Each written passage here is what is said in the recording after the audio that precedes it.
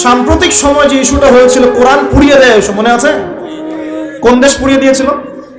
Sweden, মনে আছে? এই ইস্যুটা নিয়ে কিন্তু সবচেয়ে বেশি প্রতিবাদ করেছে যে রাষ্ট্রটা, তার নাম তুরস্ক। কথা বুঝতে পারছেন? শুধু তাই নয়, ওই ন্যাটোতে যোগদানকে কেন্দ্র করে ন্যাটোর সাথে তার একটা কনফ্লিক্ট চলছে। সুইডেন, ডেনমার্ক, ফিনল্যান্ড এরা যে ন্যাটোর কাছাকাছি আসতে চাচ্ছে, তুরস্ক ডিফিট করছে, না আসা যাবে না। এটা নিয়ে পশ্চিমাদের সাথে তার খুব বাকবিতণ্ডা চলছিল লাস্ট কয়েকদিন ধরে। বাকবিতণ্ডা চলছে পশ্চিমাদের সাথে। এবার আপনাকে কয়েকটা পয়েন্ট বলি। নেদারল্যান্ডের সেই বিজ্ঞানী কেমন করে বলল যে দেড় মাসের মধ্যে এটা হতে পারে, এক পয়েন্ট।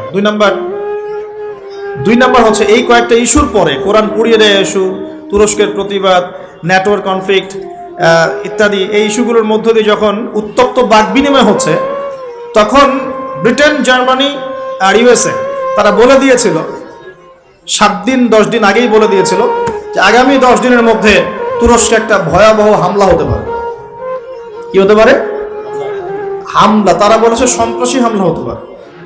তুরস্কের পররাষ্ট্রমন্ত্রী ব্রিফ করছিলেন, দেখলাম তিনি বলছেন যে তারা বলছে আমাদের এখানে কিছু একটা হবে, কিন্তু কি হবে, কিভাবে হবে তারা বলছে না। এই পয়েন্টটা এখনো মিলাতে পারছি না। আর তৃতীয় পয়েন্টটা আরো মারাত্মক। এই ভূমিকম্পের ঠিক 3 দিন আগে ওই 3টা কান্ট্রি তুরস্ক থেকে তাদের কনসুলেট, যে পররাষ্ট্র অধিদপ্তরগুলো থাকে, এগুলো গুটিয়ে চলে গেছে দেশে। তারা কেন 2 দিন আগে 3 দিন আগে সব গুটিয়ে চলে গেল?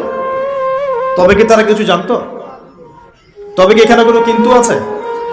থাকতে পারে। আমরা তো গায়েবের খবর জানি না। জানি যে পাপগুলোর কারণে জালজালা, ভূমিকম্পগুলো আসে, এই পাপ তো আমরাই সবচেয়ে বেশি করছি।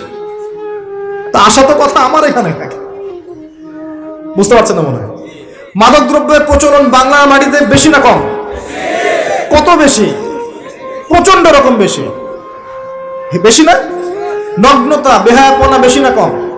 গান বাজনা, বাদ্যযন্ত্র বেশি না কম? সংস্কৃতির দোহাই দিয়ে আমরা সবাইকে এগুলো শোনাচ্ছি কিনা? নগ্নতা, ব্লু ফিল্মস, পর্নোগ্রাফিতে আমরা কি পিছিয়ে নিয়ে গিয়ে?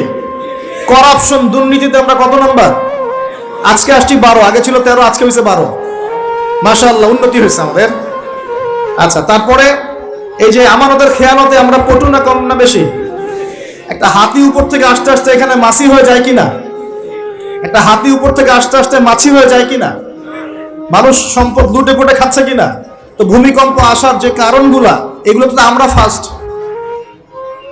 তাহলে ওখানে এত বড় আযাব কেন? এটা প্রশ্ন না? আল্লাহ পাক উত্তর ভালো জানেন। তবে হতে পারে এটা পুরো মুসলিমদের জন্য একটা শিক্ষা।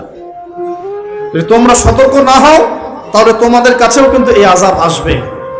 আর ওই বিজ্ঞানী, যে বিজ্ঞানীর কথা বললাম, তার ব্যাপারে আজকে রিসার্চ করতে গিয়ে দেখলাম সে আরো একটা নিউজ দিয়েছে। সে বলেছে যে খুব সাম্প্রতিক সময়ে, অদূর ভবিষ্যতে, সে বলছে যে চায়না, পাকিস্তান, বাংলাদেশ, আফগানিস্তান, এই পুরো কন্টিনেন্টে আর একটা ভয়াবহ ভূমিকম্প হতে যাচ্ছে।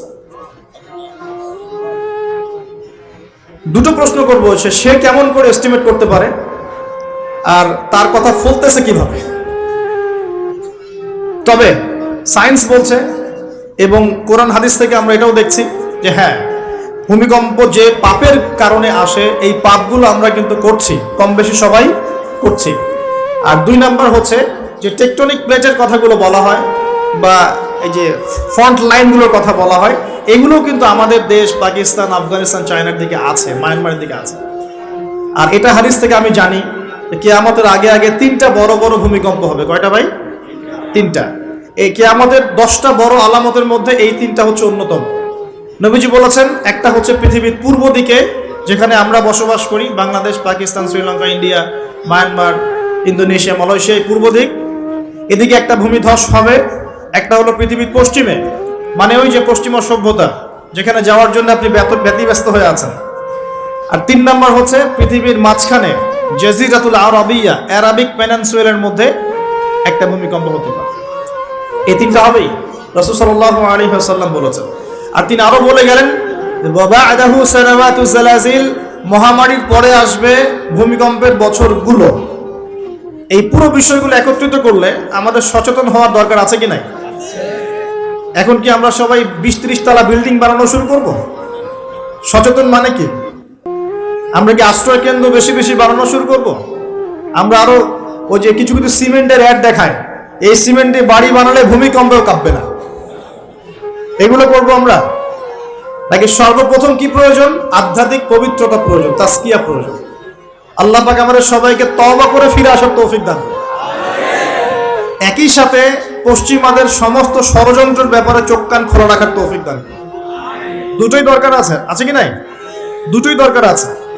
আপনারা বাসায় গিয়ে একটা প্রযুক্তি সম্পর্কে পড়াশোনা করেন, আমি আর কিছু বলে দিব না পাবলিকলি। প্রযুক্তিটার নাম হচ্ছে হার্প, HAARP, হার্প।